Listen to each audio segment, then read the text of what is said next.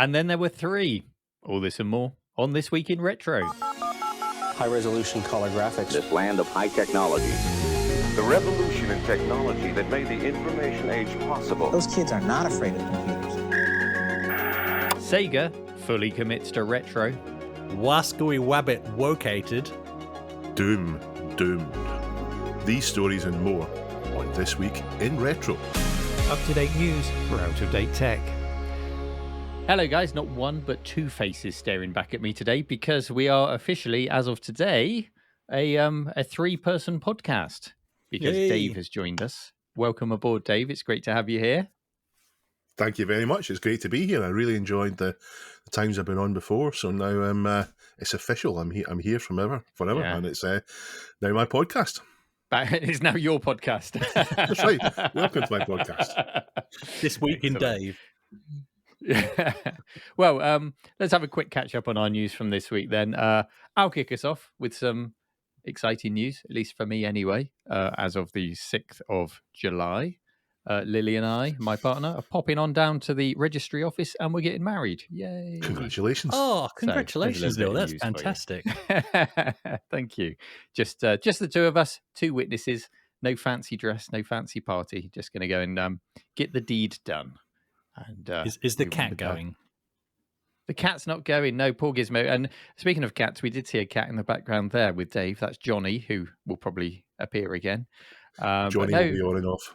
my cat Gizmo, I think she steps on a wasp or a thorn or something. She's feeling a bit sorry for herself on the chair today. And regular viewers may notice it looks like I'm sitting on a chair about 10 foot tall because I'm actually set up from home, so I can do the podcast from home. Got a new mic here, got a green screen behind me. Gonna get a better camera because it's not the greatest quality, but hopefully fine because this is primarily an audio show, so hopefully fine for that. And maybe Gizmo will make an appearance in future shows. I don't know. Anyway, Chris, update us on your week in retro. Well, I've actually been getting to know the C64 because, as we said last week, I won one for the pricey sum of $20 worth of raffle tickets. So I was very pleased with that. It's no secret that I haven't really spent much time with the C64 at all. So off another friend for another $20, so the same price as I paid for the C64 essentially, I've got one of these, tape carts with an Arduino board in it. So there's a heap of games loaded on SD card. And so it only works with the single load, doesn't work with multi-load games, but you just load the games off of disk image essentially. They load lightning quick. So now I've got a massive library of games on the C64 to entertain myself with. So yeah, it's been So quite does that include some kind of fast loader built in as well for if Yeah. it's emulating a disk drive? Nice, very cool. nice. Yeah, that's right. So yeah, it just brings up a menu, you choose your game, and then it fires into the game. Yeah, it's been good. So reliving the very few games that I actually played at friends' houses on the C64 first and foremost, and then I'll go on to sort of compare games against the ones I knew on the Spectrum, and see if they actually beat my childhood memories of Spectrum ownership. So yeah.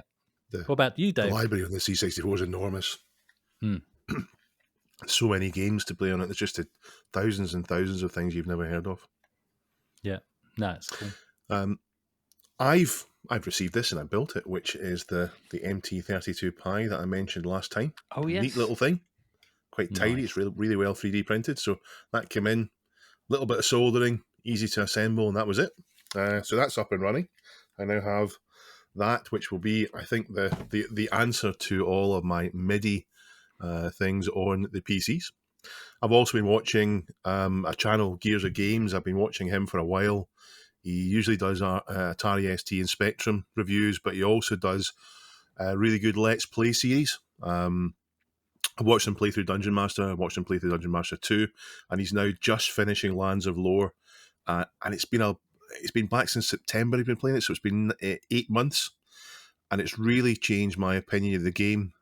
with these Let's Plays, do you think there's a threshold where you get to a particular age where you go, do you know what? It's too much effort to play the game. I just want to watch someone else play the game. Or do you think that applies to all ages of gamer?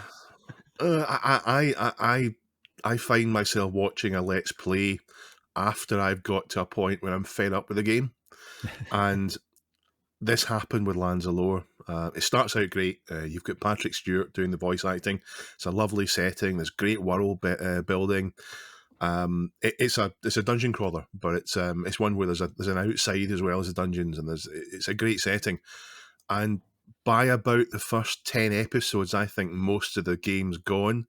Yeah, he's going to finish. He's now at episode 55 or 56, and he's going to finish on 56 or 57, so he's nearly done. But it ran out of steam 20 or 30 episodes ago, so I'm able to watch him on YouTube go through the slog, and he trims the episodes down a bit so they're more bearable to watch, and he'll have to go back and do something, so he'll cut that out, so it's much easier to watch this Let's Play than it is.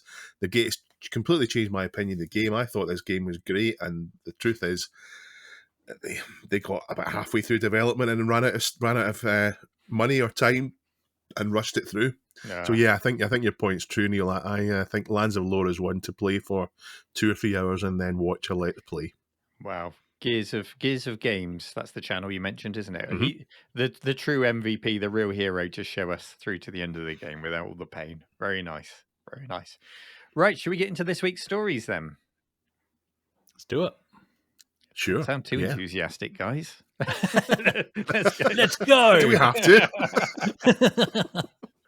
So my first story this week comes from Sega, one of the daddies of retro gaming, and they've released their latest financial report. Thank you for submitting this to our subreddit.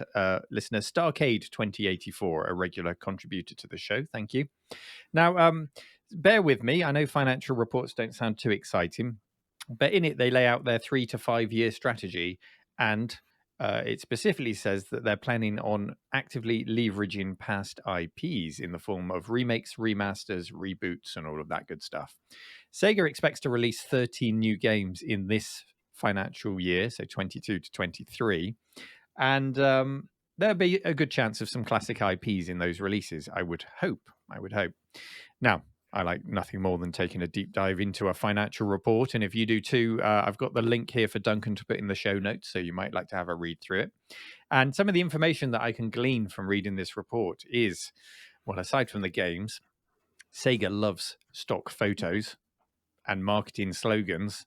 Wow, some of the slogans that are in here include "Creation is life" and "Be a game changer."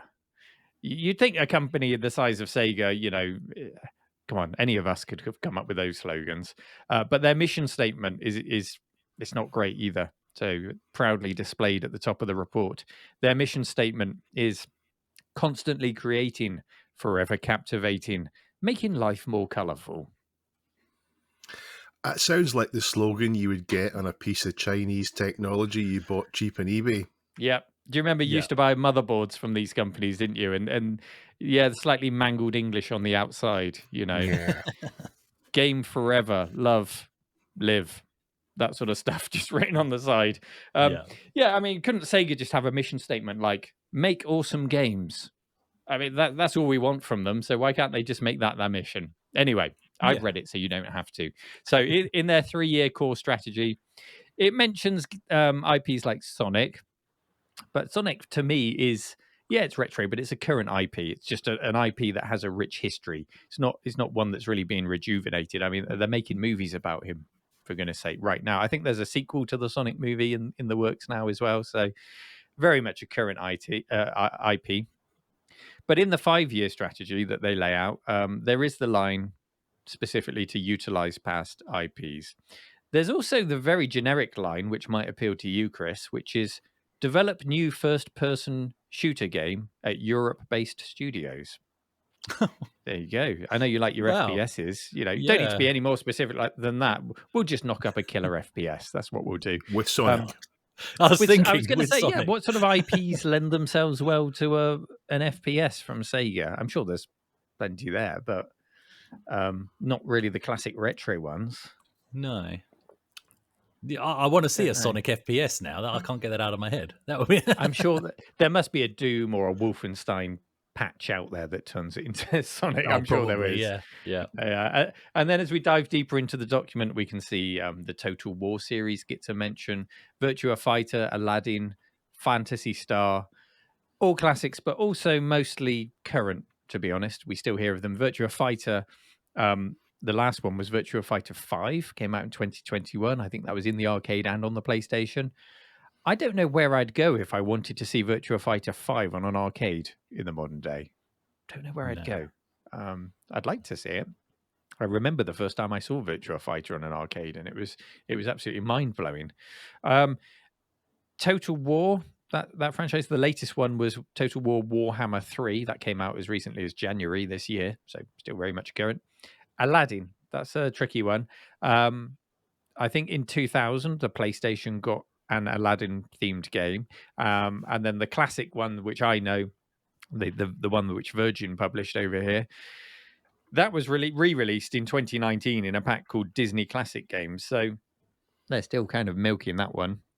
And why not? It's a great game, beautifully animated game. And Phantasy Star Online 2 New Genesis came out in 2021. So again, still very much using those franchises here and now. So no clue yet as to any long forgotten IPs being dug up. And I say, to be honest, I think Sega have re-released the classics many times over on many platforms, but maybe there's something people are crying out for that I haven't thought of. So let's start with you, Dave. Dave, if you could revive a Sega game or an IP that would scratch an itch for you, what would you go for? Well, the one I like that they're doing at the moment is Warhammer 40k. And that seems to be the last surviving British RPG from the 80s that still gets any attention. So I'd kind of like if they did something more with that. Maybe there's room for an FPS with that. I don't know that anyone's done an FPS with it. So maybe there's room for that. But if we were going to revive an IP, then it's Golden Axe. I love Golden Axe. It's one of my favourite coin ops. It packs a lot of the RPG fantasy, Conan the Barbarian type stuff into an arcade game. I'm still hopeful we see Golden Axe 2. Sorry, not Golden Axe 2. The console's got Golden Axe 2. What should have been Golden Axe 2 was Revenge of Death Adder, which was one that came out a few years later, maybe 3 or 4 years later after the original Golden Axe in the arcades, and I think it was a great game. It's just Golden Axe but more. Great pixel art. So that's the IP I'd want Sega to bring back. Is there a market for a really well done brawler like that? Well, I think so. Streets of Rage 4 came out, I think, not last year, the year before it came out, although it is Sega too, so they've got experience in making it, but they went for cartoon style graphics in that, which I really didn't like at all. I prefer them to go for the pixel art graphics. Difficult, isn't it? Because that's the kind of thing that caused upset with the new Monkey Island. Some people going, it should be retro, it should be pixely. But, who are you trying to appeal to? I think you can still use modern style graphics and have that retro thread and the callback to the original series in a modern game. Where do you find the balance? I don't know. Yeah, it's not a game breaker for me. It's not a deal breaker. It's not. If they did the cartoon graphics, I would still play it, I'm sure. Yeah. And in terms of an FPS based on Warhammer, we did have, going way back, the Space Hulk series, which was kind of a FPS dungeon crawlery. I mean, there were a few based on Space Hulk, weren't they? Not specifically a Sega IP, but maybe that's something they could get on board with and rejuvenate. Yeah, sorry, Chris, you were trying to say something there. I spoke over you. Yeah, no, it's completely gone. I do agree on the Warhammer thing. I was thinking about that as well. Warhammer 40k would make a great FPS, and it's great that survived as well. My boys are now into playing Warhammer and painting up all the figures and stuff, and I can't believe that something I did as a teenager, they're now doing in their early 20s as well, all these years later. It's fantastic to see. So, yeah. Well, if I was going to pick some Sega IPs to rejuvenate, I would go with Outrun, which I know has got multiple sequels and versions of it. I just love the game so much. But I think maybe if they tried to do like a real pixel art style throwback to the original Outrun with synthwave remixes of the original music, maybe a first person or a chase view, but still retaining that nice pixely look, maybe with VR. I don't know. Maybe add that option, which everyone said should always exist, which was choose your driver. You could be the blonde driving with the guy in the passenger seat, or you could be the guy driving with all of this stuff to really, really embrace the original. I'd love to see that, which goes against what I was just saying with what Dave said with Streets of Rage, and why not go for a more modern style? But I guess, these are your options, aren't they? You can go for a modern style with callbacks to the original, or you can go full pixel art and really try and embrace that original feel. I don't know. It takes a lot of skill to get that art direction right, I think. Another game people talk about an awful lot is Comics Zone. That's a game that gets a lot of praise because it's got such a unique comic book style where it's a brawler where you kind of fight your way through the cells on the page of a comic book. A lot of people will know of this game. It was released on iOS and Android in 2017 as part of the Sega Forever collection, which received very mixed reviews due to the quality of some of the ports on it. But I still think they could do a remake or a remaster or just a new game in the series for tablets specifically. I think that whole comic book style on a tablet would work really well. Maybe, don't know. And I would suggest rejuvenating Sega Rally because I spent so much time in the arcades on that. But I don't know if you've seen, there's a guy on Twitter called at Overjump Rally, and he's recreating the whole original Sega Rally using the Unreal 5 engine, and it looks phenomenal. It just looks absolutely incredible. So go and check that out if you haven't seen it. And Sega, if you're listening, Sega, because I know you listen to our show every week, get in touch with that guy, get him on board and just release that. That would be an instant smash hit. Yeah. Chris, how about you? Any requests from Sega? Oh, I've got a sneaking suspicion Dave's got something to say, though. Oh, go ahead. You say that Sega listen to our show jokingly, but they might do because we know that one producer does listen to our show, as we saw in the comments. Who was that? Was that Microprose? Yeah, Microprose will watch our show. That. Yeah, but that was the show you were on, and I wasn't, Dave. So maybe they only listen when you're on. They only listen. Sorry, to Chris.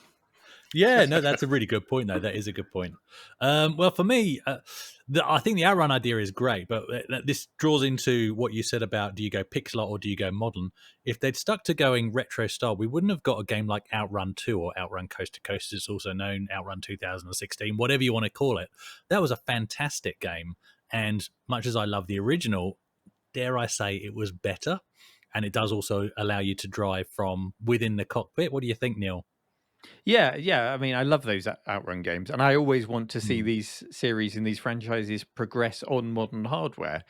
But I think there's room for both.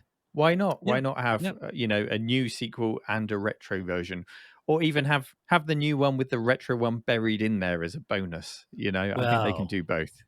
That makes me think, well, two examples of that. So you got Shadow of the Beast, so the PS4 remake. Well, not remake, it's a completely new game, but buried in there is the Amiga original. Nice. And also you've got Gods. So the PS4 version of Gods, you can either play it with updated graphics or you can toggle the switch and it goes straight back to the original graphics because the maps are exactly the same. So you can even pull tricks like that. Yeah. Without in terms the original of games, music, though. Sorry, without the original music. Yes, yeah, you're right. Yeah. Well, IP sneaks through everything. So talk about Outrun. Do they still have the Ferrari license? Those kind of messy IP questions come up as well. So it's not as simple as we'd like to think it would be. But in terms of games I'd like to see them revisit, well, what about things like Afterburner or G-Lock or just one game that encompasses both? That would make a nice VR game. So I'm not thinking, another one would be Thunderblade. So similar premise. So instead of going, all out flight sim, as is, the trend these days with things like DCS and stuff like that, have something for people that don't want to become a professional fighter pilot and still have fun online. So you just simplify the controls, similar to what it was in the arcade. You just need to know how to go up, down, left, right, and fire your guns and fire your missiles and throw in some multiplayer action. That would be fantastic. I guess that is served to a degree with that flight sim that you like to play in VR on your PS4. What was that one called again? I forget the series. Oh, Ace Combat. Ace Combat, that's the one. Yeah, that's. I haven't played that one actually. I need to play Ace Combat. But I thought you played that one in VR. I played that one at an expo in VR. It was like Call of Duty in a cockpit, and that's fine. That that caters to the Afterburner style arcade gamer for sure. Thunderblade makes me laugh that you mentioned that because I used to see Thunderblade in the arcade. It was one of the more expensive games to play, so I didn't play on it very much. But the cockpit that you sat in and the movement of it was very much manual. You move the stick and it cranks the seat around. So I would just get in it as a kid and just sort of crank the stick around and, not even play the game, just to pretend I was flying a helicopter. That was a cheap arcade. Didn't have to put any money in that. It was a pretty awful arcade with some awful ports. So I would love to see a good remake of Thunderblade. I guess it would be kind of like Comanche in a city, I guess. Could be good fun. But I'll be honest, having read through this report, I don't think we're going to see much difference in the behavior of Sega in leveraging old IPs. We've seen what they've been doing year after year. They are already doing it, I think. So I think there are a lot of platitudes in this report, to be honest. It looks nice to have in a financial report. There's a lot of people dressed in suits and ties, looking very businesslike. There's a lot of, stock photos, as I mentioned. Have a read, see what you think. But I am hoping to be pleasantly surprised, and maybe we'll see a serious investment in new versions of some long forgotten IPs and not shovel ports. We'll see. We'll see. Fingers crossed. Let's see what Sega come up with. Okay, guys. Back in episode 65, which actually, oddly enough, was the very episode when Dave first joined us, when we did an episode with the three of us. So there we go. It's a nice bookend. But I mentioned in that episode that there was a search on for an Atari 2600 games developer. And the game was Aquaventure. Do you guys remember that? Do you remember that discussion? I remember. Yeah. I've never seen you before in my life. It was like a single screen game, wasn't it? Yeah. And just describe the game again down for us. Yeah, so it was like you dived into some water, you had to go further and further down and bring something back up to the surface. I forget what. There was a mermaid at the top. The mermaid stuck in my memory. Game. I don't know. Memorable game. Anyway, they were on the lookout for the developer. Well, a game developer has been found. It's a different developer for a completely different game. But anyway, I just thought I'd fish you in there for a moment. So there was apparently another hunt on for another games developer, and this one has been found. So this is according to a story on GameDeveloper.com by Brian Francis. There's been a year-long hunt by the Video Game History Foundation to find out who developed the Atari 2600 game Wabbit. And yes, that is pronounced with a W, guys. Wabbit. Okay, so Elmer Fudd impressions, get them out of the way. Yes. So the game was developed at Apollo, and efforts to identify the developer were hampered by basically colleagues misremembering the person's name. I think they had one of her nicknames in mind. But eventually, Van May, who was a refugee from the Vietnam War, was identified and found. According to the story, the search was aided mostly, and this is quite interesting, so mostly by the fact that former employees had to take Apollo to court to secure their final paychecks when the company was going under. So it was actually the court records that were instrumental in digging out developer names and then joining the dots and finding Van May. I don't want to steal too much of the story because that's not fair. I'd rather people click through the links and go and read it for themselves. It's well worth a look. But the game itself is quite interesting. It was, or at least it is being touted as, the first console game, so specifically console, to have a female protagonist. This female protagonist goes around shooting rabbits to protect her carrots. Well, possibly shooting, or maybe throwing stones. It's actually not. It's an Atari 2600 game. There's limited graphics. I can't tell if she's holding a gun or not. So what I'll go by is the fact that the rabbits actually, they don't die. They happily hop off and go away. So maybe she's just throwing rocks at them. But basically, Van May, also, she employed quite a clever trick to add more colors and animation to the main character than you'd usually see on the 2600 by basically using two player sprites as one. So she's composited one sprite over the second to give her more colors and a bit of walking animation. And this was back in 1982. So first and foremost, have you guys played Wabbit at all? No, and this is the first time I'm looking at it. I've just brought it up on the screen while we're talking, and that is the first thing that stood out to me was that player character. I thought, that looks a bit more like an 8-bit micro kind of a sprite than it does an Atari 2600. The rest of the game looks very Atari 2600, but the main character stands out. Just to describe the game, you've got the character at the bottom of the screen, as you say, shooting something up the screen. You've got... I don't know, lots of rectangles up the screen. It looks like a pyramid with rabbits running left and right, trying to eat the carrots. I guess that's the allotment, isn't it? That's what that is. It's and forced then either perspective, side, Neil. Forced perspective. Yeah, that's what it is. Yeah. That's the allotment. And then either side of that are some holes that look very much like the kind of holes you have in Pitfall. So I guess that's the rabbit holes that they come out of. Simple gameplay, but, it's an Atari 2600 game. I'm sure you'll get a good 10 minutes of fun out of that and move on to the next thing. I'm not offended by it. So, I should give it a go at some point. Am I the only person that can get more than 10 minutes out of an Atari 2600 game these days? I think I am, aren't I? I'll sit there for ages. Oh, this is great fun. It's better than Neighbours. We'll give it that. Oh, it's definitely better than Neighbours. I had a quick play. Obviously, again, the Atari flashback is on the SD card, so double checked, had a look, had a quick play, and it is fun, addictive, simple gameplay. I did kind of figure out that you could just stay in the middle and keep pressing fire and actually do quite well just doing that, not even moving left and right. But anyway, that aside, it looks nice, as you said. It looks quite nice and colourful for the 2600, the main character sprite. But also, is it a house up in the top left? That looks quite colourful as well. So yeah, I think she did a good job. And of course, this is a female protagonist from a female developer in what appeared to be, from what we understand of the period, quite a male-dominated industry. So I don't know what other female lead games developers we can think of from that period. It's quite an interesting topic to think about. Well, the most famous one would be the developer of River Raid, and I say the most famous one.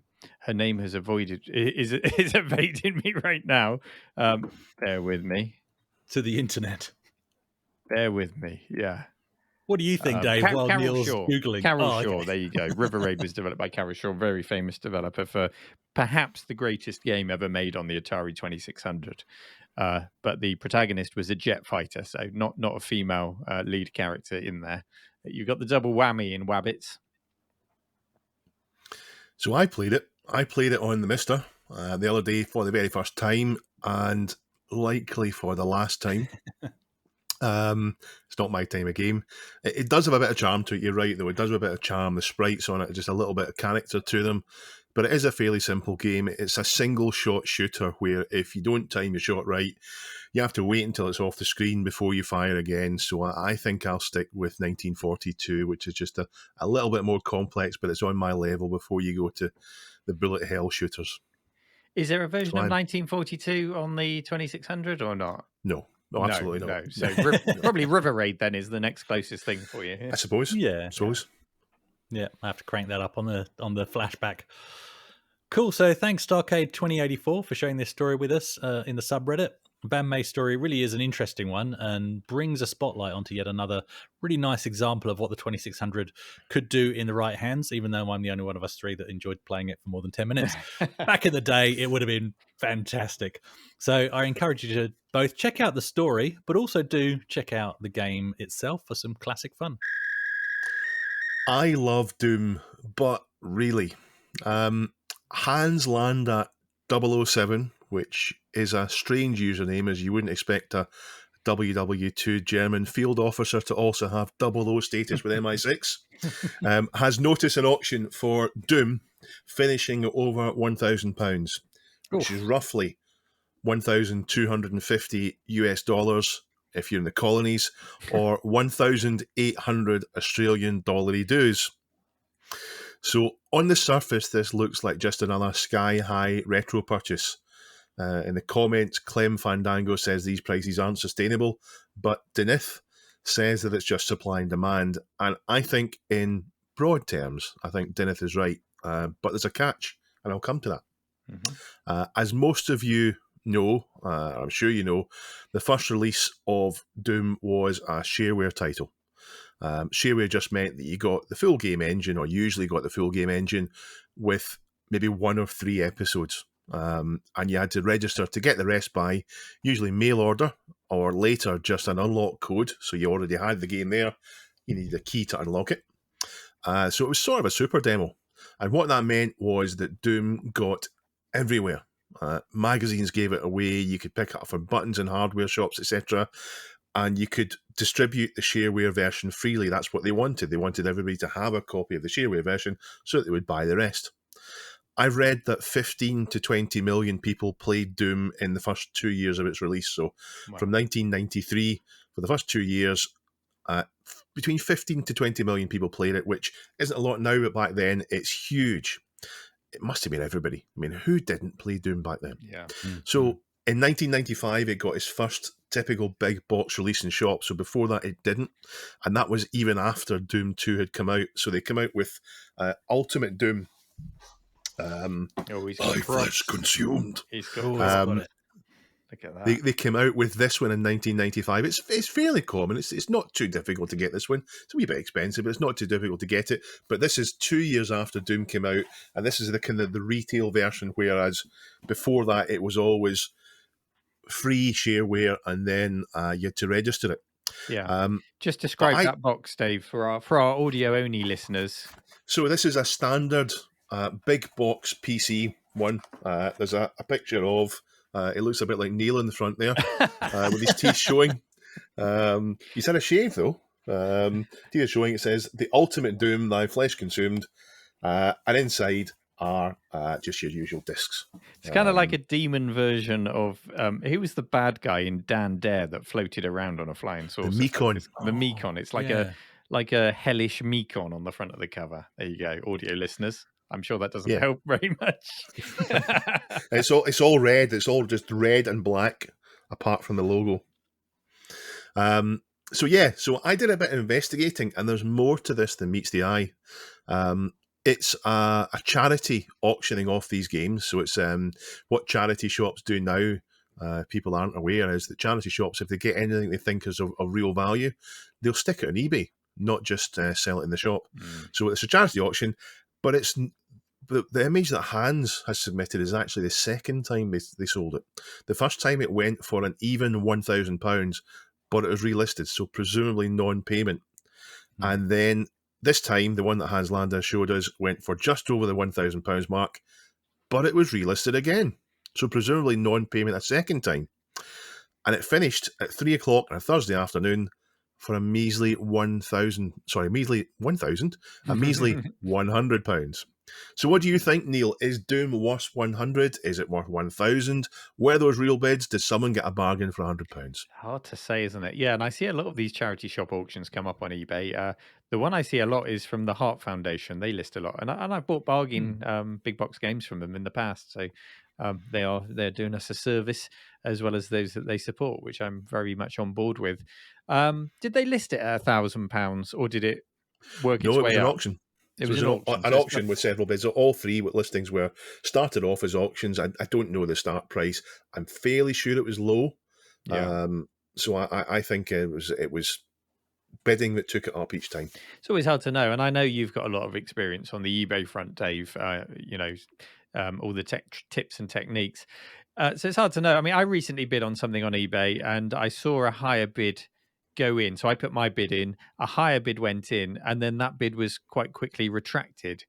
And I always think, is that the seller feeling me out to see where my top bid sits, try and inflate it, and then pull back so they know where they might want to push it up at the last minute to get the most for their money? Or is it another buyer feeling me out? I don't know. And when that happened, I just retracted my own bid on that one. I wasn't too bothered, and I didn't want to get caught up in that. I tend to put bids in on items that I can take or leave with like a week to go. I don't really care if I win it or not, but it would be a nice to have kind of thing. But if it's something that I really want, then I'll go more for the sniping method and put in that very last minute bid. Or sometimes there are tools you can use to help you with that. Have you got any other tips or tricks for us, Dave? Or is sniping the best way? Sniping is the best way. eBay, it doesn't matter what happens until the last second of the auction. So if you bid early, all you do is let other people know. I use a tool called Gixen, Gixen, and it puts my bid in with about 6 seconds left to go. And I win auctions because it might be sitting at £5 or £6 and someone says, well, I'll pay 20 for that. It won't go above 20 if it's sitting at 5 or 6, and I'll come in with £25 and outbid them and win. And I'll only bid what I'm happy to win. But yeah, that's what I use there. Other than that, my best tips for eBay are to look at the auction and to give yourself an idea of how it will finish. If it's listed to finish at 8 p.m. on a Sunday, it's probably going to go for a high price. That seems to be the best time to finish your auctions on a Sunday evening when people have got time to get away from the family to go in the computer at the last minute and bid. If it's going to finish at 2 o'clock on a Monday afternoon, then you've got a good chance of getting a bargain. Top tips from Dave. And a line that I constantly hear from you, Dave, is, I'm not buying any more games. Yes. Are we truly there yet? Or are you still bidding on things? No, I have stopped buying games. I really am. I'm going to buy another one later on today, I'm sure. But I have almost completely stopped. There's a few things that I've got on my watch list. But what I started buying instead, I seem to have transitioned from one to the other, is buying books. So now I'm buying okay. hardback books. But I've stopped buying them more or less as well. I've got a few that I want to buy, and that's it. I'm not going to pay. I'm not going to spend a fortune in hardback books. I've got my electronic ink e-reader. It's the best way to read a book, apart from a hardback. So unless I can find a hardback at a nice price, I'll stick with that. Fair enough. Fair enough. Well, getting back onto Doom, I do have several versions of Doom. I had a couple of copies of Doom 2, one of which I've got in my shop. I think the other was an empty box, which I sent over to you, Dave. Oh, you've got it there with you, have you? There you go. Yes, I have. Thank you very much, Neil. That's all right. So we helped Dave. I was able to get the discs reprinted, so they're not the original discs, but I've got replicas in there. Yeah, it's good enough for me, and that's the one that you kindly sent me in fantastic condition. Excellent. So thank you very much for that. My pleasure. And I've got a copy of Doom, the original Doom. As far as I'm aware, and Duncan can pop some pictures up on the screen of my copy here. As far as I'm aware, this isn't a super rare copy. For audio listeners, this is a fairly slim box. It's not a big box game. It's got the very recognizable Doom art on the cover. It's got the 3 episodes listed on the back. Now, I believe if you can find this boxed version with the CD-ROM in it, that's a very rare version. And I remember John Romero himself tweeting about how delighted he was when he got hold of that CD-ROM version.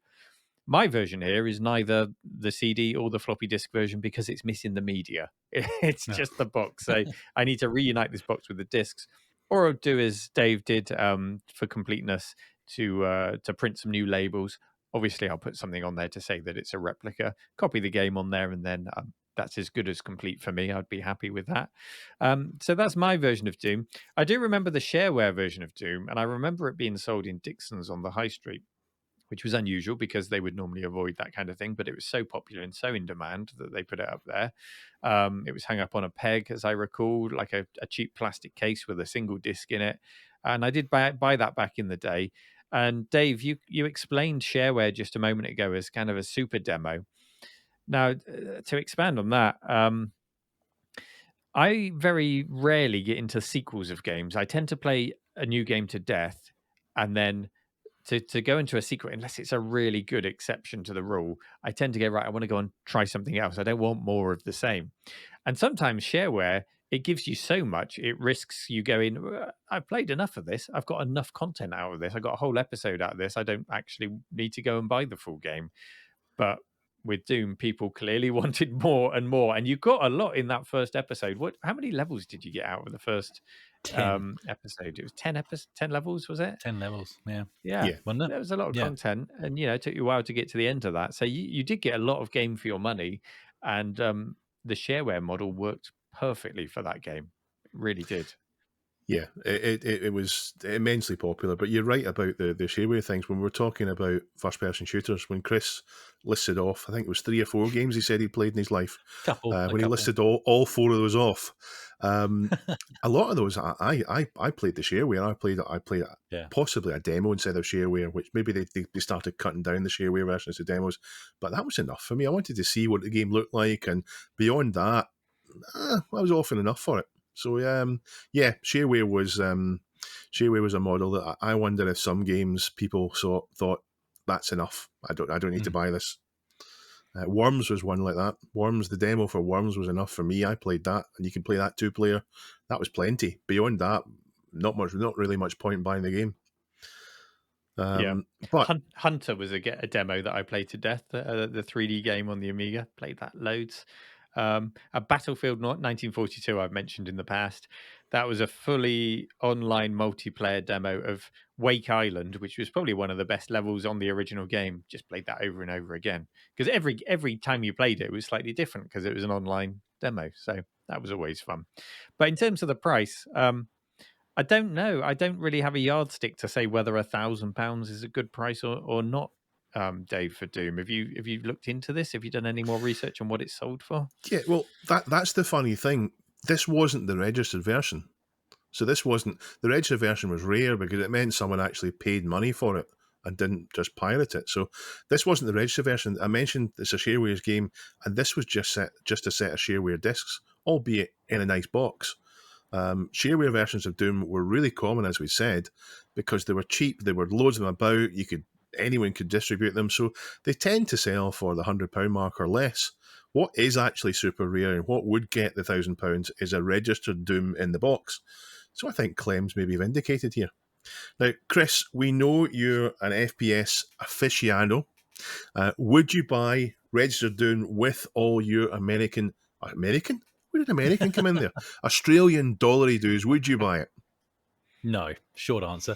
But actually, I hope the exchange rate stays where it is at 1.8, according to your pricing. So that's fantastic for when I visit later in the year if it hovers around that.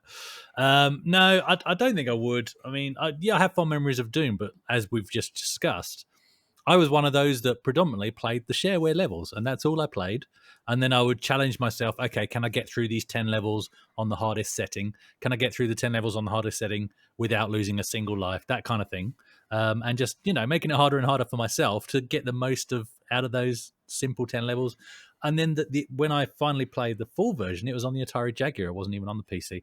So I have no nostalgia attached to it. So would I do it if I thought it was an investment? No, probably not even then, because that's not why I'm in the hobby either. So no, I wouldn't. And the other reason I wouldn't is because I think it cost me around $5 on the PS4 to play. Okay, it's not exactly the original. It's better than the original. There's slightly higher definition graphics. It's got the same sound and music as if I was, is it the Roland MT32? Is the version that's emulated through the PS4 version? Yeah, okay. So I'm getting a better experience that I would have done on my PC back in the day anyway for about $5. So no, just for $1 on the shelf, it's not for me. Sorry. What about this one then? Have you played Sigil? This Sigil is the kind of John Romero came back to the original 1993 Doom and then made his own WAD pack. Well, what a WAD pack is, I'm sure everybody knows, it's a kind of homemade pack of all the details you need for the demo. So that's a signed copy of that I have of Sigil. Yeah. I hope his signature puts the value up rather than down, although I won't sell it, so it doesn't really matter. You mean there's a mark on the box, Dave? Do you want me to clean that for you? I could clean it off and iron it, shrink wrap it. Get that cleaned off, yeah. It's a lovely box as well. It's slightly raised where it is. It's some kind of goat demon. Anyway, I know people get upset at high prices for retro, and as a collector, I personally wish it was all cheap and easy to get hold of, and I could just pick it all up for buttons. But I do understand it. The fact is that most of us chucked all this stuff away. It went into the loft, to the garage, and then a few years later, it went to the dump. Oh, my poor Ultimas, or we sold it for buttons. Oh, my poor Ultimas. Shocking. And now we want it back again, and it costs us a fortune because there's hardly any around and lots of demand, unless we can do some game box reproductions. Unless we can do that. Watch this space, maybe. Watch this space. I'm excited about that. I'm excited to see if we can do that, because I'm not that bothered if mine are original on the shelf. It's the experience I want rather than the value from having an original tatty one or a nice one. True. But anyway, that's Doom for you. That's Doom. And there is an army of Nintendo 64 and Super Mario collectors who are looking down on this going, £1,000? That's nothing. With their $1 million copy of Mario 64. Is it Earthbound it was called? That's a very collectible one, yeah. Or Mother, as it's known in Japan, yeah. So yeah, on the scale of things, Doom for £1,000 is not a huge amount for some super collectors, but for you and I, yeah, that's a lot. I don't think I could bring myself to spend £1,000. Let's just do a quick round robin. Could you spend £1,000 on any game? No, Chris? No, Dave, no. Me neither. And I think there's still a lot of excitement to be had in finding rare games for a good price, unexpected games, or more often than not, just the games that we used to have, whether anyone else wants them or not. It's just nice to recollect those old ones, even if they were bad games, even if they're not super signed special editions. There's still a lot of fun to be had in collecting retro games. So yeah, it'll be a long time before I need to ever consider, I think, spending £1,000 on a game. But well done, I guess, to whoever got this Doom for $100 or £100. I hope they enjoy it. On now to our community question of the week, and last week it was all about Ocean Software and the sad death of it's David Ward, wasn't it, co-founder of Ocean Games. So we were asking all about your memories. Do you have oceans of memories for Ocean Games? What were your favourite? Which systems did you play them on? And were they the exception to the rule that any game based off of a movie is terrible? Did Ocean manage to crack that particular nut for you? Was your system Ocean branded by way of packing titles? Anything and everything to do with Ocean memories, let us know. So we'll head over to our subreddit, reddit.com/r/this week in retro, where you can submit stories for future shows for us to consider and talk about, and you can participate in this conversation. And let's start with Dave. What's the top answer that we've got from last week's question? So the top answer from last week's question is from Protech438. And he says, the first thing that comes to mind from Ocean is the legendary Ocean Loader by Martin Galway. Sticking an Ocean tape into the Commodore 1530, which I am fairly sure is the tape deck for it, and the title image of the game slowly loading while the SID music starts to pour out the first chords of the loader, although if it's a Commodore 64, it could also be slowly loading from the disk drive. Yeah, this is an experience that Chris is going to start to enjoy with his new Commodore 64. And I can't believe we had a conversation about Ocean last week and didn't mention the Ocean loaders. It was such a big thing. I blame Chris. He's the Commodore 64 owner. only now. Yeah, I have experienced my first loader already, just in the 4 games that I've got, which is, it's a completely different experience to what we were used to on the Spectrum. Yeah, I'm sorry I didn't have it either. Protech continues by saying, I learned only at a later age that there were multiple versions of the Ocean Loader themes, but the definitive one for me is the Ocean Loader 2. Speaking of Ocean titles, Rambo First Blood Part 2 is the one that I first associate to Ocean.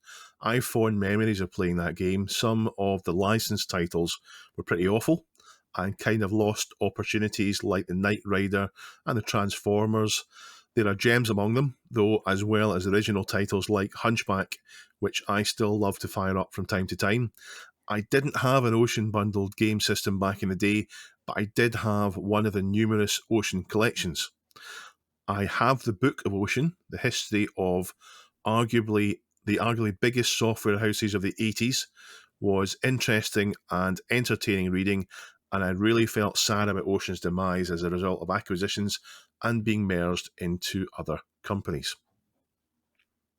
Thank you very much, Protech. Hunchback got a mention there as an original game. I think it was an arcade game originally, so that would have been a licensed one. But it got a lot of play on my Amstrad. Yeah, Hunchback was a British arcade game, which I think is fairly uncommon, and that's how they got the license for it. I listened to a podcast episode from They Created Worlds, who I subscribe to for the Ultima content, but they actually do a lot of other things. And they did one, I think in April, just before he passed away, and not knowing he was going to pass away quite timely, did one on Ocean, and it's really informative, talking about how David Ward was trading clothes from Morocco and getting arrested by Spanish police before he got into that. So it's really informative. But yeah, Hunchback was, I think, the first time they got an arcade license. Nice. Good knowledge. The next, I'll read out the next one on the subreddit here, which comes from Headers D. Says, well, I never had an Amiga or an ST, so my experience of Ocean back in the days was limited to my 48K Specky. On that, I'd say they had some stellar games. Chase HQ, which is considered by many to be one of the best, if not the best games on the Specky. Rainbow Islands, Midnight Resistance, Cobra, Tai-Pi, and Operation Wolf come to mind in particular. Come to think of it, I think I had more games for my Specky from Ocean than from any other publisher. Someone replies to that. Marquis Pierre replies saying, most of that list were Taito games, to be fair. Well, yeah, Ocean were the publisher, but, this is why they did so well with their licensing and the deals and the wheeling and dealing they did to get the recognizable titles that people wanted, whether that be arcade ports or movie tie-in licenses or Frankie Goes to Hollywood or whatever. They were one of the first to really see the value in that kind of deal. So yeah, and Headers D replies saying, "Yep, having a cracking arcade game to start with is a pretty good basis for a good conversion," which is a fair comment. So nice. And at least they did their conversions well, unlike certain other people like US Gold. Well, there were exceptions, but yeah, they did a lot of good ones. Yeah. Again, that podcast I listened to talked about it, and they briefly said that they had problems with farming it out to people when they took on subcontractors to make the games, because they wouldn't bother. They would just say, "There you go," or not get it finished. That's why they did a lot of things in house. So I don't think it was intentional. I don't think that they didn't care. I think that they were trying their best, but well, it is what it is. Software development. Yeah, true. Right, so the final answer this week is from Kez Monkey, who says, "I was a huge fan of Ocean and their games back in the day, even the not so great ones. The licensed games and coin-up conversions were a particular interest to me. My favourite was the Addams Family on the SNES. It's also my favourite platformer of all time. I played it on the Amiga first via a cover disc demo, and it immediately clicked with me. I loved and still do the art style, the music, the gameplay, the level design, and the secrets, and I still play it occasionally. And like others here, I too love the Ocean loader tunes." I really did miss out on this loader tune business, didn't I? Fire up YouTube. You can easily find them and have a good listen to the Ocean loader tunes. Yeah, the Addams Family was a particular favourite of our fourth presenter, who is still here in spirit, John. And he always raved about how much he loved the Addams Family, and I've seen him stream it as well before in the past, where I think he can just quite easily play through from start to finish on that game. He knows it inside out. So if it's got John's seal of approval, then it's got mine. That's a good game. Nice. So on then to our next community question of the week, and I think we should probably base it on the question of how much you might pay for a video game. What price, your soul, would you pay £1,000 for Doom? In fact, let's make the question: what's the game that you really desire the most, and how high would you be willing to go to buy this game? And maybe the three of us next week, we can have a good think, and we can come back with an answer to that question, but also how far have we gone in the past? How much have we paid? Can we remember? I might have to look through my eBay history and see. I don't remember any sort of super high price, but I know I've gone higher than I'd like to for some games, and I'm probably going to cringe when I look back through. So let's perhaps all do that. But for you, the listener, head over to reddit.com/r/This Week in Retro. Look for the pinned question of the week and let us know, what is the game that you really want? How much would you be willing to pay for it? Thank you, Dave, for joining us for your first of hopefully regular slot on the show. I hope so. And we look forward to having you on a lot more. Thank you very much. Take care, everyone. Thank you for listening, and we'll speak to you next week. Bye-bye. Thanks, guys.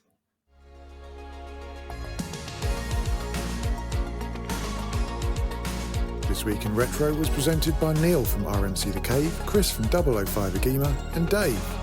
It was produced by me, Duncan Styles. The podcast version of the show is available through your favourite podcaster, including Apple Podcasts and Spotify. And the video version is available on the This Week in Retro YouTube channel. Join our community subreddit at r/thisweekinretro to suggest and vote on the stories we cover on the show.